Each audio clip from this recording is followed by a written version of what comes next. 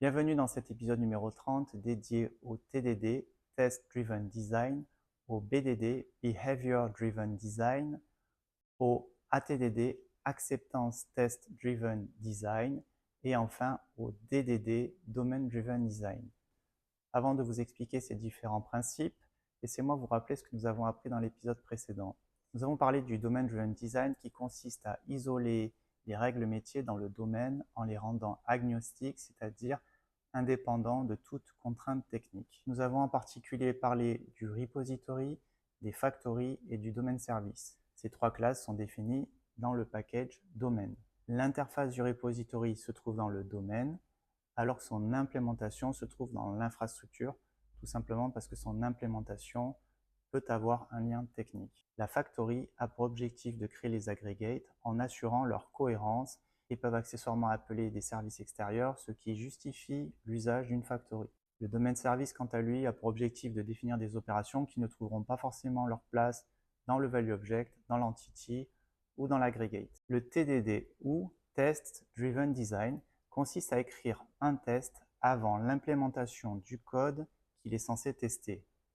Le test est initialement rouge. Ensuite, nous codons la méthode ou la fonction associée à ce test, ce qui nous permet de faire passer le test dans le vert. Ce qui caractérise cette méthode est que le code testé a une granularité fine. L'avantage est que la méthode testée est forcément testable puisqu'elle a été écrite en la rendant testable. Le BDD, le Behavior Driven Design, est une pratique qui consiste à tester le code selon le paradigme given, when, then au niveau fonctionnel.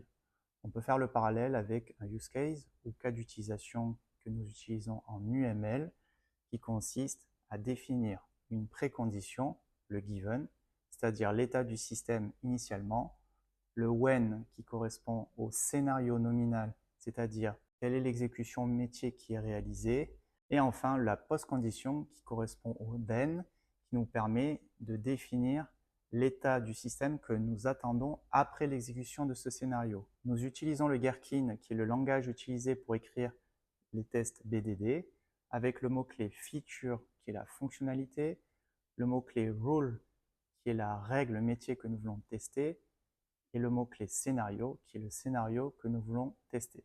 Parfois, on peut avoir l'impression qu'il y a une redondance entre test unitaire et test BDD.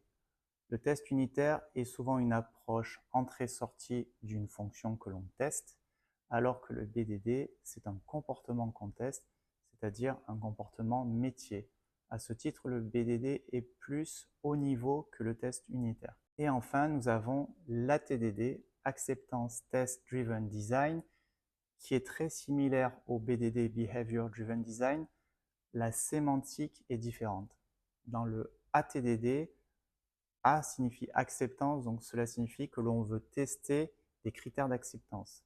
Si nous reprenons la nomenclature du Gherkin, feature reste la feature, donc la fonctionnalité à tester, le rule devient critère d'acceptance, et le scénario, c'est l'exemple qui teste ce critère d'acceptance. Et à ce titre, il peut y avoir plusieurs scénarios qui vont tester ce critère d'acceptance. D'un point de vue conceptuel, l'ATDD va plus se focaliser sur le critère d'acceptance que le comportement. Et enfin, le Domain Driven Design que nous avons présenté dans l'épisode 28 et 29, pour lequel nous définissons des règles métiers qui sont agnostiques, qui sont orientées métier. Et le Domain Driven Design peut parfaitement s'allier avec le BDD, puisque justement le BDD va pouvoir tester ses règles métiers. À ce titre, le BDD est très complémentaire du DDD. À travers la syntaxe du Gherkin, il va pouvoir vérifier que les règles métiers s'exécutent correctement dans le domaine. Ici, j'ai une classe calculator qui va additionner deux nombres. Si j'additionne 2 et 3, évidemment, je m'attends à 5. Donc le principe du TDD, Test Driven Design, c'est d'écrire une méthode add, voilà, qui renvoie par exemple 0, voilà, qui prend, donc on a écrit une méthode add qui prend deux paramètres et qui renvoie le résultat. Donc là j'ai écrit le test, donc on peut utiliser la syntaxe given, when, then pour isoler les conditions initiales, ce qu'on veut tester et le résultat attendu. On peut utiliser cette syntaxe arrange, act, assert qui est la même que given, when, then. Là, c'est comme vous voulez. Donc ici, je lance le test.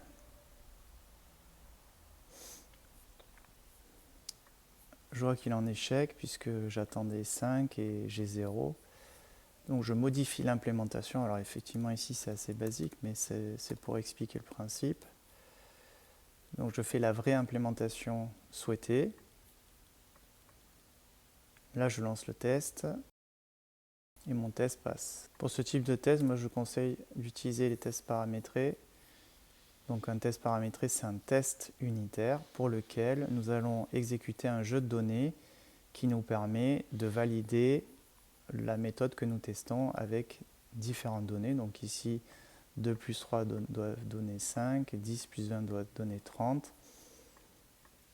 Donc là, quand on l'exécute, on va appeler le test autant de fois qu'on a de paramètres. Donc ça, je trouve que c'est une approche intéressante à utiliser. Et ici, on voit le résultat. Dans le BDD, donc on retrouve la syntaxe feature, donc addition de deux nombres, rule, la somme doit être correcte. Donc scénario, addition valide 2 plus 3. Et évidemment, on pourrait créer plusieurs scénarios pour différentes additions. Et là, je lance ce test qui passe. Donc on voit bien scénario, 3 étapes, given, when, then. Dans l'implémentation ici, on a le given qui va rentrer dans cette méthode, le when qui va rentrer ici, et le then qui va rentrer ici. Et on a la possibilité de paramétrer l'information pour qu'elle soit injectée dans la fonction. Et derrière, on a notre classe, celle qu'on veut tester. Donc là, en fait, cette classe permet d'interfacer des scénarios qui sont purement métiers et qui peuvent être mis à disposition du product owner, du business analyst ou des parties prenantes non techniques.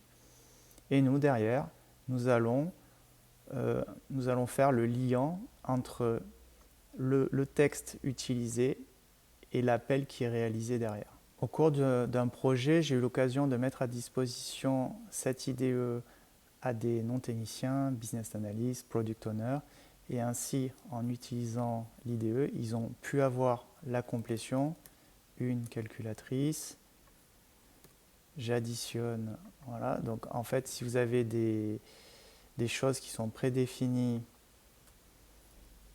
dans des steps ici, l'utilisateur va pouvoir avoir la complétion et ça va lui éviter en fait de recréer des textes qui sont déjà définis dans les steps, puisqu'en fait avec le Gherkin, des fois le problème c'est de créer des doublons juste parce que j'ai mis une majuscule ou que la syntaxe est légèrement différente, mais derrière ça modélise le même appel.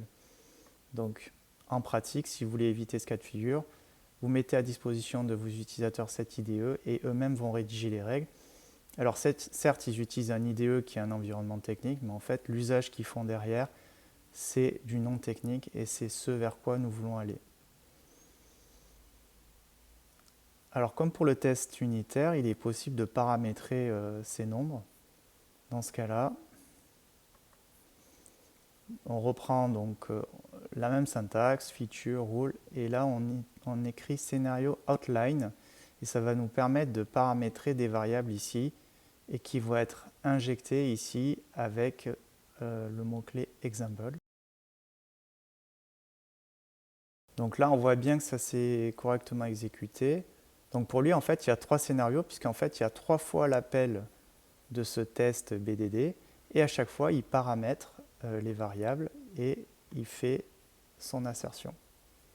Donc là aussi, plutôt que de dupliquer un scénario avec différentes valeurs, tout simplement on peut le paramétrer, et l'idée c'est de toujours un petit peu alléger la syntaxe. Donc là avec cette approche BDD, ce qui va être intéressant, c'est qu'on va pouvoir brancher ici dans le step les classes du domaine pour s'assurer que les règles du domaine sont bien respectées. Et de cette façon, on ne fait que parler métier. Ici, on parle métier et le domaine qui est testé ici ne parle que métier. On fait totalement abstraction de l'implémentation technique. J'espère que cet épisode sur le TDD, BDD, ATDD et DDD vous a permis de bien comprendre les différences de ces différentes pratiques, de comprendre les liens entre elles. Vous pouvez partager la vidéo, vous pouvez la commenter, vous pouvez la liker. Je vous dis merci et à bientôt.